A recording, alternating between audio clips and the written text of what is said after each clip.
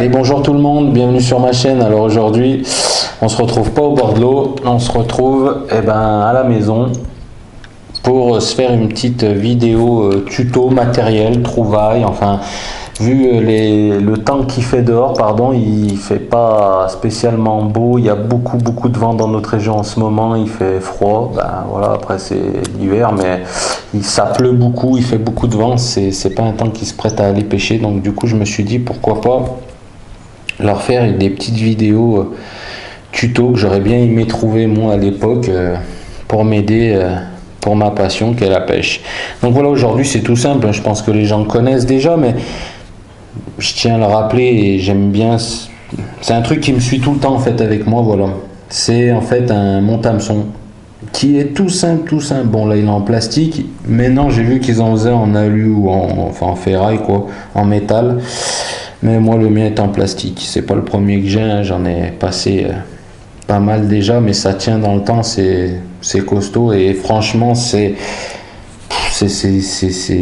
facilite la vie, d'autant plus que les badlines, si vous êtes comme moi, c'est bien de les monter, mais en monter 10 par jour pendant 2 mois durant l'hiver, ça saoule un peu. On préfère aller les casser au bord de l'eau ou prendre du poisson avec plutôt que les monter, hein. Vous m'avez compris. Enfin bon, basta, il faut quand même monter nos hameçons et bien les monter, et ça, franchement, c'est un petit accessoire que j'ai bien aimé. Moi, je kiffe, hein. C'est pas gros, en plus il est tout le temps avec moi dans ma caisse vu que je pratique plusieurs types de pêche, anglaise, feeder, télescopique, différents badlines, longueur de badline et taille d'hameçon. J'ai pas, sinon j'aurais des tas de boîtes de badline, hein. J'ai 1 ou 2 boîtes à badline, et l'anglaise j'ai pas tout. Par exemple quand je pêche à l'anglaise il faut des badlines relativement longs, même au feeder, et j'ai pas 150 badlines, et je pêche rarement au feeder et à l'anglaise de temps en temps, donc j'ai pas une boîte à badline bien garnie en badline pour l'anglaise. Du coup ça me sert à monter mes badlines au bord de l'eau, ou même le soir chez moi avant ma session j'en monte 4-5, sachant à peu près où je vais, je sais quel hameçon va aller, et puis même si je sais pas, j'en monte à peu près de telle manière que j'arrive pas au bord de l'eau juste moi et ma bite et mon couteau comme on dit. Enfin bon, j'arrive, voilà, j'ai monté mes 2-3 hameçons, et si il s'avère que j'ai pas la bonne taille ou la bonne longueur d'hameçon, je peux toujours monter mon hameçon avec ça au bord de l'eau, et ça va super bien. Donc je vais vous montrer vite fait en base de bavardage. C'est un petit objet qui est super, voilà, ça fait quoi, la taille d'un doigt, c'est tout petit, ça doit faire 12-13, allez, 15 cm max. Ouais, ça doit faire 15 cm, même pas.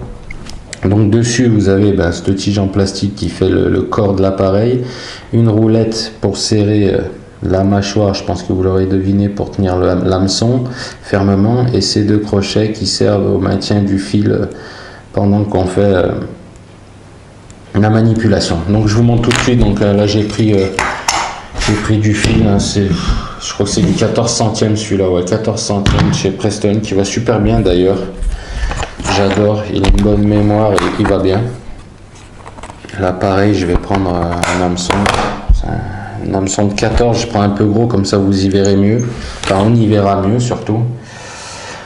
Donc alors ensuite vous prenez l'appareil, donc là on sera la première personne, c'est à dire que normalement vous le verrez comme ça quand vous allez le monter. Donc de toute façon c'est vendu avec une description comment faire, hein, une notice, et puis voilà, c'est super simple en fait.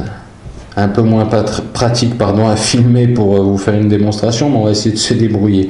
Donc voilà, vous allez l'avoir comme ça, donc avec les crochets, la roulette. Donc on ouvre pour ouvrir, desserrer la mâchoire de l'appareil, votre hameçon qui est comme ça, donc la pointe vers le haut, l'hameçon, l'appareil qui se situe comme ça dans votre main. En fait l'hameçon, vous mettez pointe vers vous, vous voyez, donc là les pointes en l'air, vous mettez pointe vers vous et vous l'insérez dans la mâchoire, pointe vers votre torse en fait, et vous l'insérez dans la mâchoire qui est prévue à cet effet bien évidemment, et vous serrez en faisant attention que votre hampe d'hameçon soit alignée en fait assez droite, pas comme ça, pas comme ça, pas un peu comme ça, pas un peu comme ça, mais bien droite par rapport à ces deux crochets dans la longévité de l'appareil en fait. Une fois que c'est effectué, vous serrez avec la petite roulette là, ce qui serre la mâchoire pour maintenir l'hameçon en place. Donc là on passe sorti, voilà, vous vous retrouvez avec ça. L'hameçon qui est ici, pardon. Voilà. Et donc ensuite, vous prenez votre fil qui vient de la bobine là-bas, donc qui est ici. Vous n'allez pas le voir, mais il est là. Et vous prenez l'appareil qui est comme ça, vous passez votre fil devant les deux crochets, comme ça.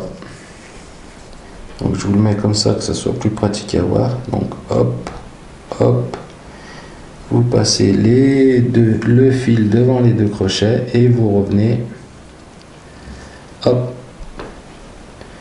vous revenez devant le premier crochet comme ça et devant l'hameçon, devant la lèvre de l'appareil qui sert votre hameçon.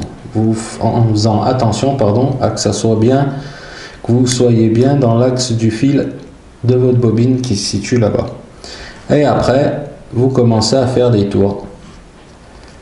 Donc 1, ben, vous faites un tour jusqu'à ce que la pointe remonte en haut en fait. 1, 2, 3, 4, le nombre de spires que vous voulez, 5, 6, on va en faire 7. Après, une fois que la 7e est faite, vous remontez le fil que vous avez utilisé pour faire les spires, vous le passez sur le premier crochet qui est ouvert, hein. Ce crochet là. Ensuite, bon bah vous humectez votre fil qui est là pour serrer le nœud. Après vous descendez le crochet, tac, vous prenez le fil qui est tendu de la bobine et vous tirez, vous tirez, vous tirez, vous tirez jusqu'à que ça serre contre la palette. Qu'une fois que votre fil, vous avez pris votre fil qui vient de la bobine, vous avez serré, vous libérez la machine avec la roulette, ça desserre la mâchoire qui tient votre hameçon. Vous levez les deux parties, la petite partie en laiton, enfin la petite partie en métal qui délivre les deux crochets, vous tirez sur le fil qui vient de la bobine, ça libère votre hameçon et vous tirez, vous tirez, vous tirez, vous tirez, votre fil qui n'est pas celui de la bobine va continuer à se dévider jusqu'à que, tac, il se détache du crochet de la machine. Vous posez la machine, vous prenez votre hameçon, donc le nœud est bien fait. Faites attention que votre hampe passe bien devant la palette et pas derrière, et vous serrez comme un nœud d'hameçon normal en fait. Vous serrez. Qu'après vous venez couper l'excédent. Voilà. Et là vous avez un... Attendez. Et là vous avez un parfait montage de votre hameçon. Hein. Voilà. Il est vraiment parfaitement monté. Vous pouvez le voir. Hop. Je vais le caler là. Dans ma peau. Vous le voyez.